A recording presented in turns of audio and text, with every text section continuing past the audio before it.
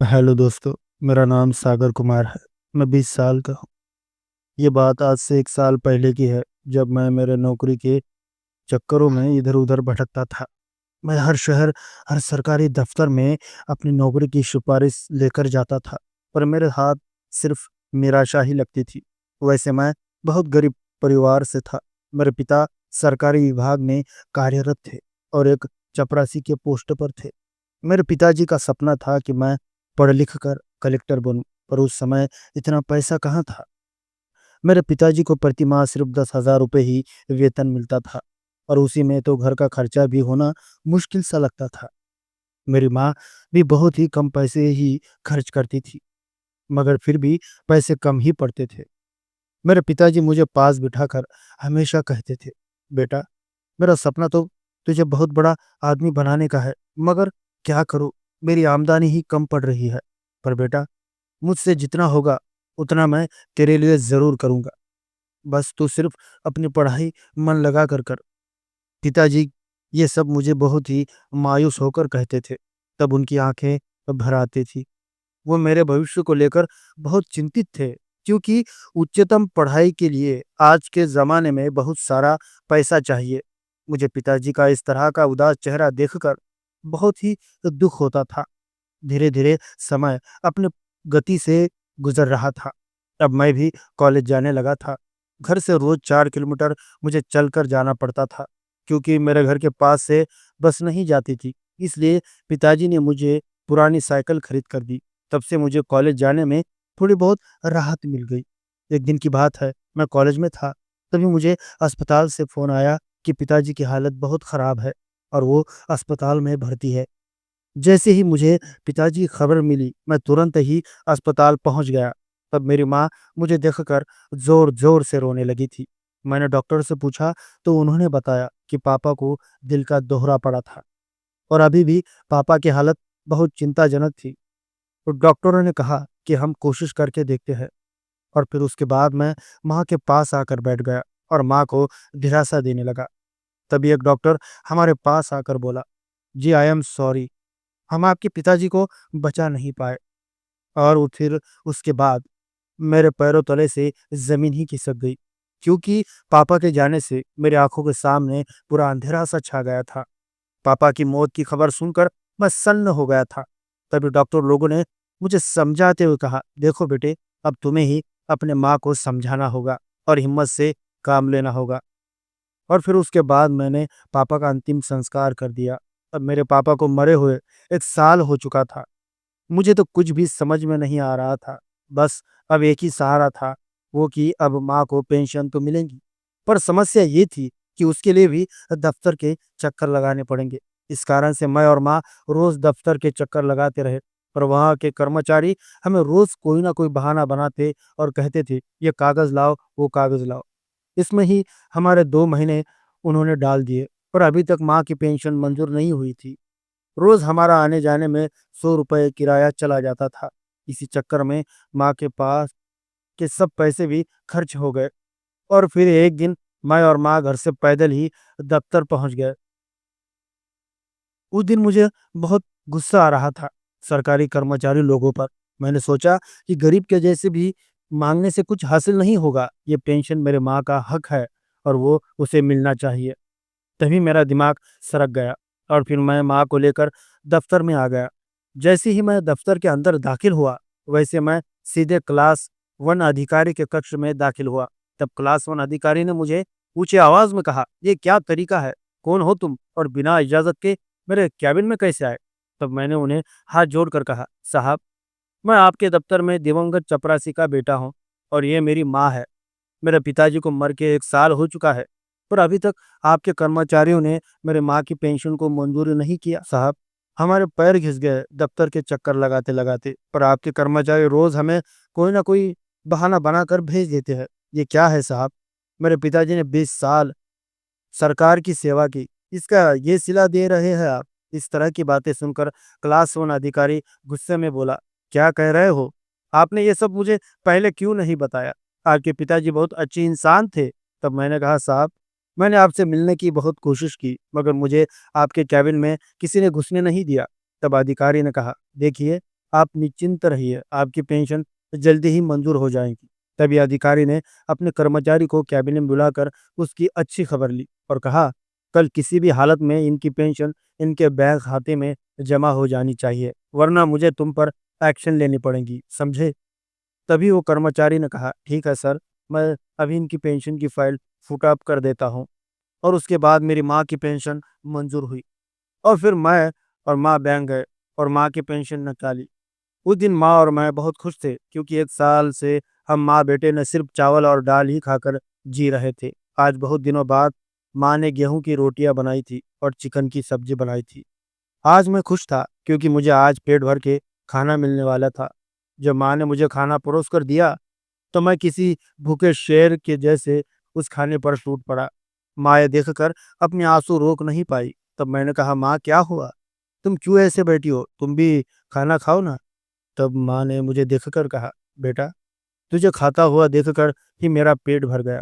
तू खा, मैं बाद में खा लूंगी। तब मैंने कहा, नहीं माँ, पहले तुम भी मेरे साथ खाना खाओ। ये क्या मैं खा रहा हूँ और तुम ऐसे ही बैठी हो?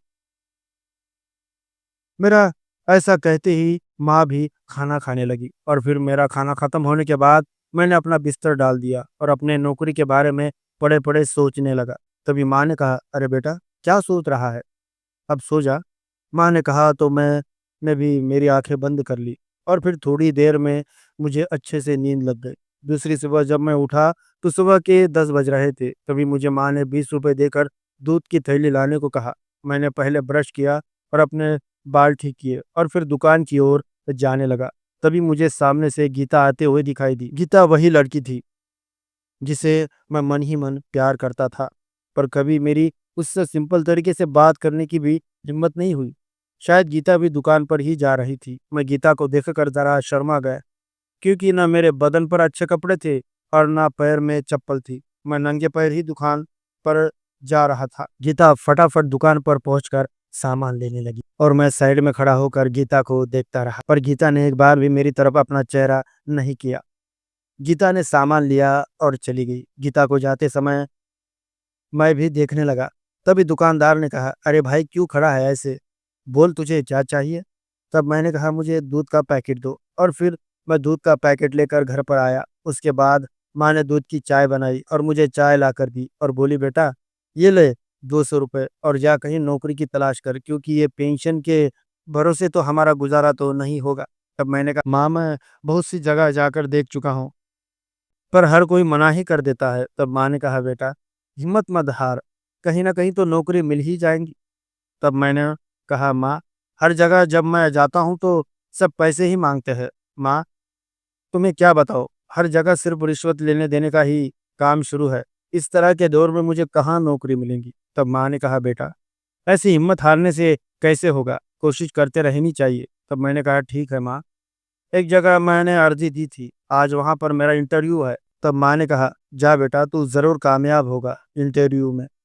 मेरा आशीर्वाद सदा तेरे साथ है बेटा।